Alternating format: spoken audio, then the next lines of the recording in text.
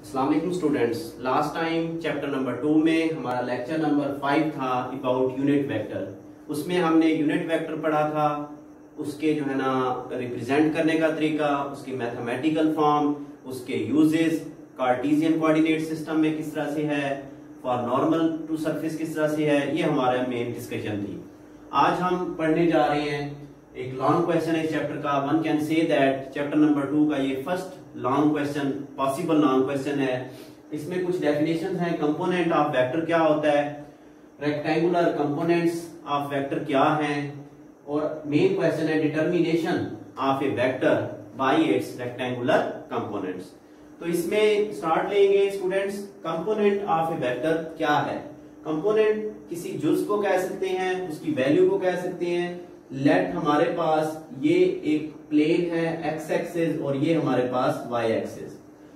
अब एक वेक्टर है, उसकी वैल्यू टुवर्ड एक्स एक्सिस से 5 मीटर है, या एक वेक्टर है उसकी अलोंग वाई एक्सिस जो वैल्यू है से 7 मीटर है। तो किसी भी वेक्टर की दी गई डायरेक्शन में वैल्यू कितनी है, जैसे इसकी एक्स एक्सिस में 5 है, इसकी वाई एक्सिस में 7 है, वो जो वैल्यू है उसी को हम क्या कहते हैं, component of A vector. The effective value, definition करेंगे, the effective value of a vector in a given direction, दी गई डायरेक्शन में, इज कॉल्ड, उसको हम कहेंगे कंपोनेंट ऑफ अ वेक्टर।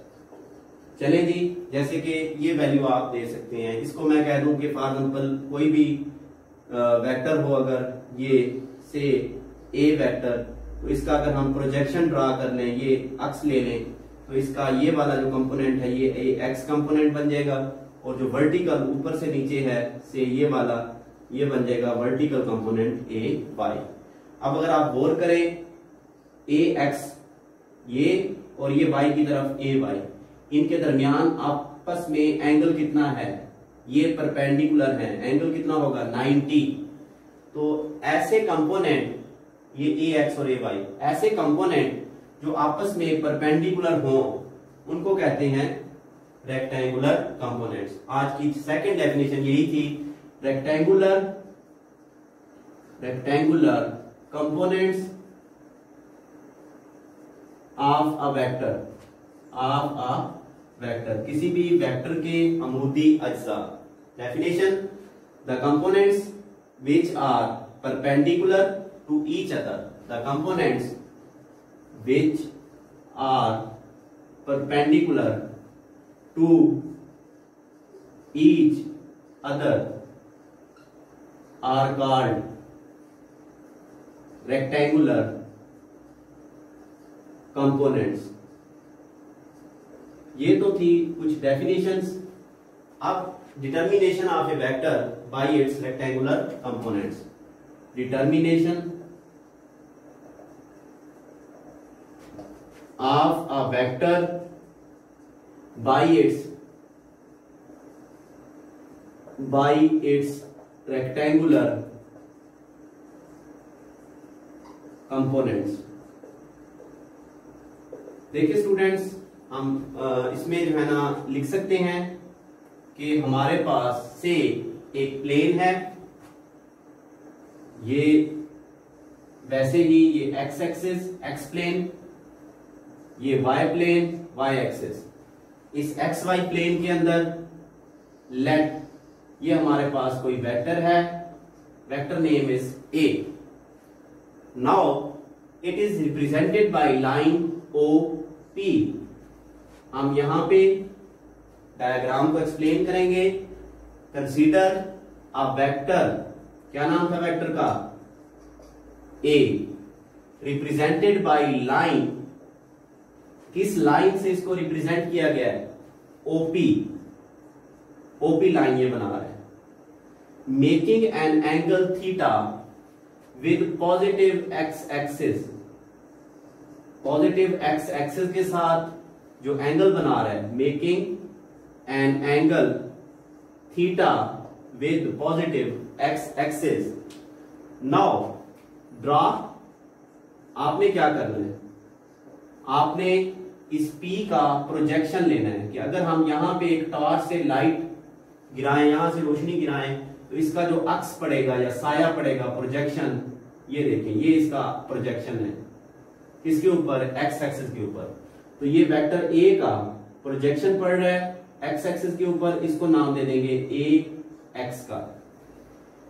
इसी तरह अगर हम वाई एक्सिस के ऊपर इसका प्रोजेक्शन लेंगे तो वो ये होगा, ये डिस्टेंस और ये डिस्टेंस इक्वल होंगे. तो इसको मैं लिख देता हूं, ये देखिए, ये है ए वाई, ये है वर्टिकल प्रोजेक्शन. तो हम लिख सकते हैं ड्रॉ, इसको मैं नाम दे देता हूं ओ एम का, और ये वाला पॉइंट इसको मैं नाम दे देता हूं O N. Draw O M and O N. हमने ओ एम और ओ एन ड्रॉ किए हैं, विच आर प्रोजेक्शन ऑफ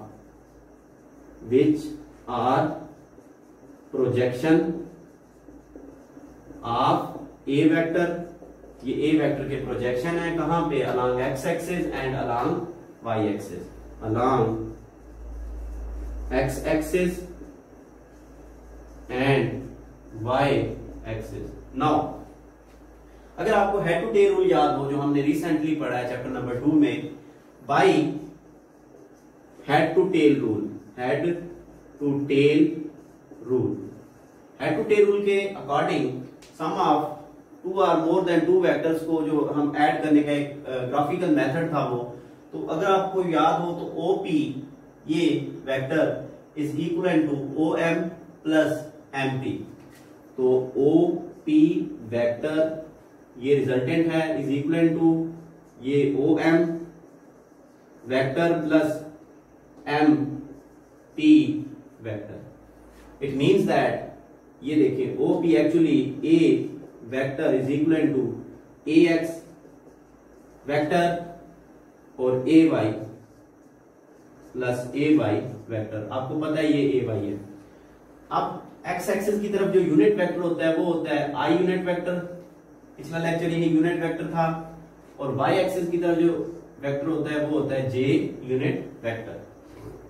इसको जो है ना हम यूं लिख सकते हैं in term of unit vectors, A vector is equal to AX I plus AY J.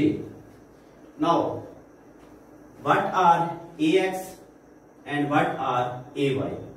AX and AY are the component. ये component है किसके, वेक्टर A के. इस A का ये AX और ये AY. तो क्योंकि AX और AY आपस में परपेंडिकुलर हैं, तो जो कंपोनेंट आपस में परपेंडिकुलर होते हैं उनको हम क्या कहते हैं, रेक्टेंगुलर कंपोनेंट्स. तो हम कह सकते हैं AX and AY R component of vector A and as these are perpendicular to each other are rectangular components. ठीक है जी. अब हमने वेक्टर A का रिजल्टेंट फाइंड आउट किया है, किस सेंस में, in term of rectangular components. अब हमें यहां से लेकर यहां तक यानी OM की वैल्यू चाहिए. तो OM चूंकि एक्स एक्सिस की जानिब है, इसको हम कहेंगे एक्स कंपोनेंट. तो next heading, value of x component. हमें एक्स कंपोनेंट यानी AX की वैल्यू चाहिए. तो आपको एक ट्राइंगल नजर आ रही होगी, क्या नाम है ट्राइंगल का, OMP. ये देखिए ये एक ट्राइंगल है, राइट एंगल ट्राइंगल है, OMP राइट एंगल ट्राइंगल. इसके ऊपर आप cos थीटा की रेशो लगाएंगे. You know well cos theta is equal to perpendicular over base over hypotenuse.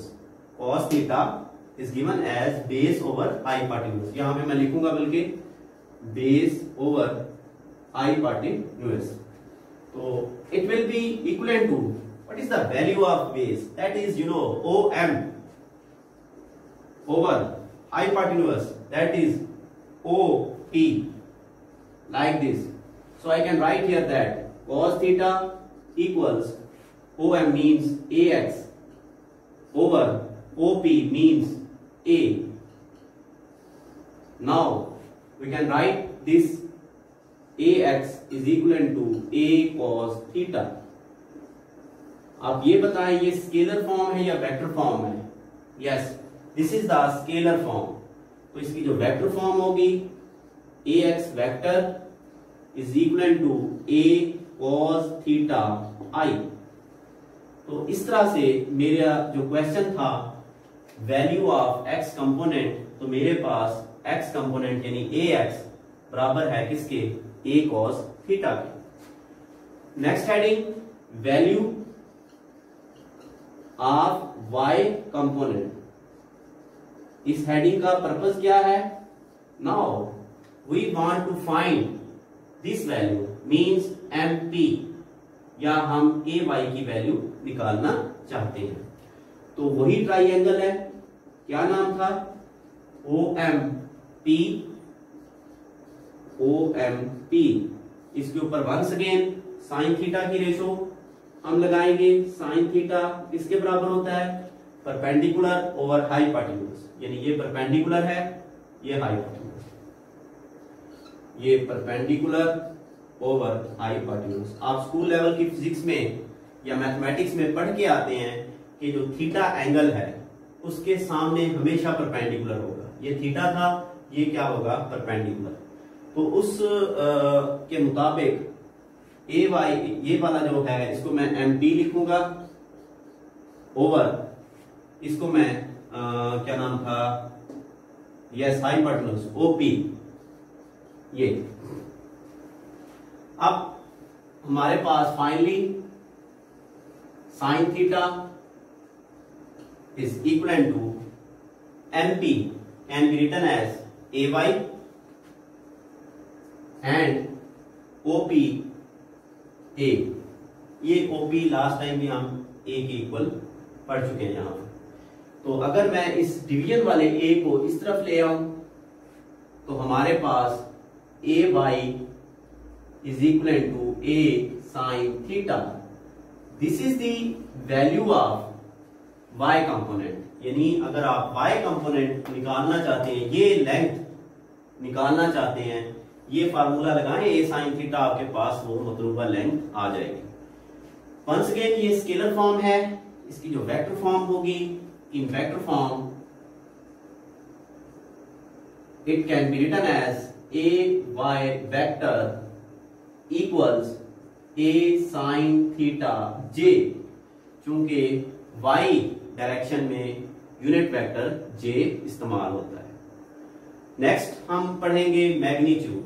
हमें इस लाइन की अगर लेंथ मालूम करना पड़ जाए O से लेकर P तक in term of rectangular component, यानी हमें AX बता दिया जाए, AY बता दिया जाए और ये OP की लेंथ हमने निकालनी है, तो हम लिखेंगे magnitude of vector A। Magnitude of vector A. देखिए स्टूडेंट्स, मैग्नीट्यूड निकालने के लिए हम पैथागोरियन थ्योरम लगाएंगे और पैथागोरियन के मुताबिक you know well hypotenuse square is equal to base square plus perpendicular square. मसला फिसागोरस के मुताबिक हाइपोटेन्यूज स्क्वायर भीतर का square is equal to base square plus perpendicular square. Now hypotenuse यहां पे OP है, OP square is equal to base OM square plus MP square. तो यहां पे OP एक्चुअली A है, it means that A square is equal to OM AX square plus MP AY square. आप square root ले लें like this, तो हमारे पास A यहां भी स्क्वायर आएगा, मॉडुलस वैल्यू या ए वेक्टर की जो लेंथ है या ए वेक्टर की जो मैग्नीट्यूड है that is A X square plus A Y square इसका स्क्वायर रूट। अब यहां पे आप इसको मजीद कर सकते हैं, ए एक्स की वैल्यू ए cos थीटा यहां दर्ज कर दें, A Y A sine theta यहां दर्ज कर दें, तो उसका एक हम कह सकते हैं नया फार्मूला भी बन सकता है। अब एट द एंड हम इस ए वेक्टर की डायरेक्शन निकालना चाह रहे हैं कि ये A vector east north west किस समत में है, किस डायरेक्शन में है। तो डायरेक्शन ऑफ वेक्टर किसी भी वेक्टर की डायरेक्शन, तो direction is find out by tan theta. Direction हम टेन थीटा से निकालेंगे। राइट एंगल ट्राइंगल वही है, क्या नाम था ट्राइंगल का, OMP ट्राइंगल में इसमें टेन थीटा लगा दें। स्टूडेंट टेन थीटा किसके बराबर होता है, perpendicular over base, yes perpendicular over base, that will be equivalent to MP over OM। तो हमारे पास टेन थीटा आ जाएगा, MP means AY over AX means OM means AX। तो फाइनली डायरेक्शन हमें हमेशा एंगल थीटा बताता है, तो theta equals tan inverse AY by AX। This is the formula for direction of A vector. आज हमने एक लॉन्ग क्वेश्चन पढ़ा है, हमारा लेक्चर नंबर 6 था। हमने कंपोनेंट ऑफ वेक्टर की डेफिनेशन की है, the effective value of A vector in given direction. Rectangular components क्या होते हैं, the components which are perpendicular to each other. आखिर में डिटर्मिनेशन ऑफ ए वेक्टर, हमारे पास वेक्टर था, उसके हमने x कंपोनेंट फाइंड किया, ये देखें ये x कंपोनेंट, हमने उसका y कंपोनेंट फाइंड किया, हमने उसकी मैग्नीट्यूड निकाली, हमने उसकी डायरेक्शन निकाली। इससे जो नेक्स्ट आर्टिकल्स हैं पोजीशन वेक्टर आएगा, उसके बाद दो लॉन्ग क्वेश्चन है scalar product and vector product, वो जो है ना इंशाल्लाह नेक्स्ट लेक्चर्स में हम पढ़ेंगे। तब तक अपना ख्याल रखिएगा। Thank you very much.